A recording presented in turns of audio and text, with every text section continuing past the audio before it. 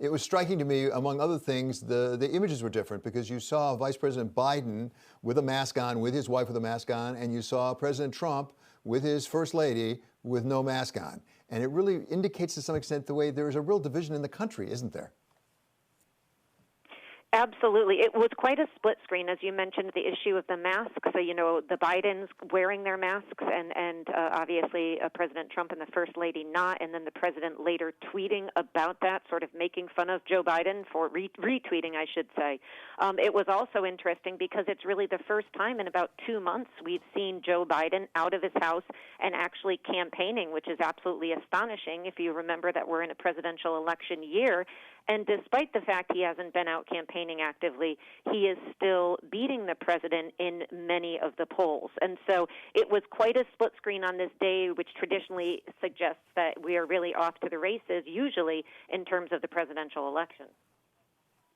Yeah, and it's interesting as we look forward, and obviously the virus gets a vote in this at every turn, exactly what's going on, whether the cases are going down, going up. But it almost looks like there's almost a groundhog strategy on the part of Joe Biden to just say, stay at home, stay in his basement there. And he's, by the way, signaling that's what we should all be doing. And the president, on the other hand, cannot wait to get out. We went to Baltimore even though the mayor said, don't come. Yeah, absolutely. And we should say against the advice of his own administration, his own government, and the CDC recommendations, being out and not wearing a mask. And also, it's an interesting political choice for him because, of course, about 65 to 75%, depending on which polls you look at, of the American public support the requirements that people who can't social distance wear a mask. And I think it's over 90% who report that they are wearing masks when they're out in public. So it really is a stark difference between what we're seeing the two do. And of course, Joe Biden, if the old adage, if your opponent, if you're winning the way you're winning, you don't have to do much else. And Joe Biden is clearly up in the polls, so his campaign feels quite comfortable keeping him in his house, and he's been campaigning, and it's been going pretty well for them, they think.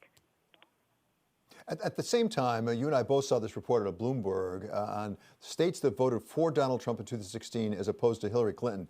And the proportion of number of people who have lost the job for every person infected, it's 23 people have lost a job for every one person infected in the Trump states, and it's 13 people for every one person infected in the blue states, which indicates that really politically it makes some sense, at least in his states that he won, for him to be saying, let's get back to work. It does make sense politically, although, of course, there are real questions there. If there is a second wave of the virus that hits and people are put, if they go back to work and put out of work again, and how much more difficult it can be to pick up an economy at that point. But I do think we are going to see in the next few weeks, and Joe Biden signaled this in an interview on Friday, that we are going to see a real battle between these two campaigns on the state of the economy. President Trump clearly thinks that that is still his strongest message, and that the economy, by the time the election occurs, is going to be very, very strong. And Joe Biden feels he can make the case that the president not only mismanaged the virus, the pandemic, but in the process, he mismanaged the economy, and that's why we have unemployment at the rate it is.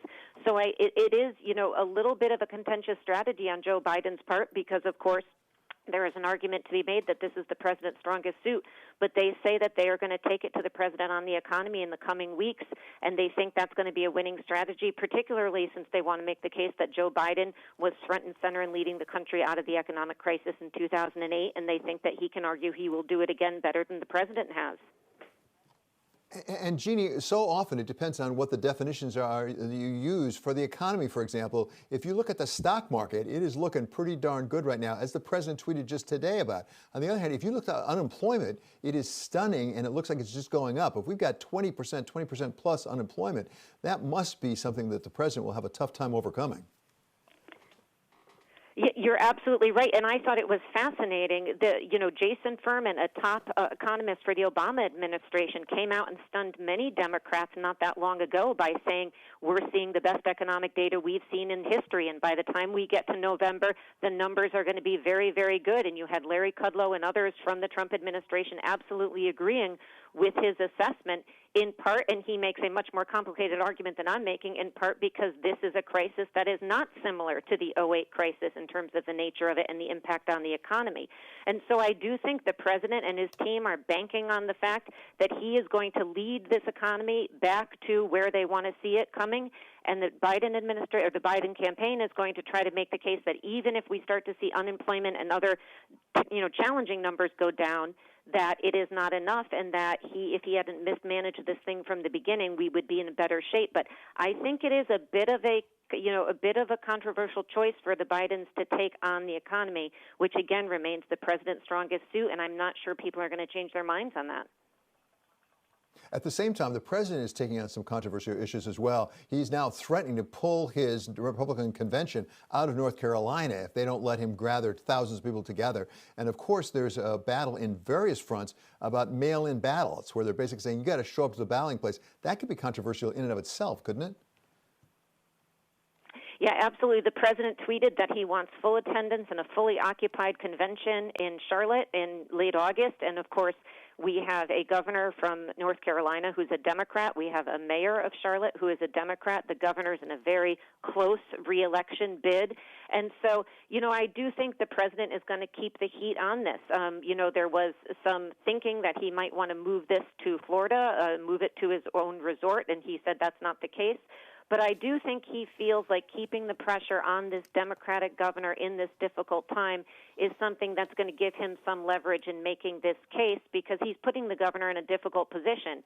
If they go forward and people get ill after, that's not going to help the governor. If the governor says no and they rob Charlotte and they rob North Carolina of all the money that the convention brings in, that's going to be a problem for him as well. So I do think the president feels like he's, winning on this score. I think we're going to see him keep this up. I think in the end, the GOP won't be able to back out of this given the contracts that are there. But to your earlier point, this really is something that really is a stark contrast to the Democrats, who seem, who have signaled they are very open to having some kind of internet, some kind of, social distance convention, if you will. They haven't quite defined it yet, but they are much more open than the president seems to be to moving away from the traditional in-person 50,000 people descending on the city for 4 days. And, on the mail-in ballots, we've seen the Republicans take on the California on this issue. I think they are fighting an uphill battle. Mail-in ballots have been led by Republicans in the West for many years. They've been incredibly successful, and I think we're going to see more of those. But I do think it signals that however this election turns out, the president and his team are likely to make the case, if they don't win, that they were robbed, and they will, signaling they may not want to accept those results.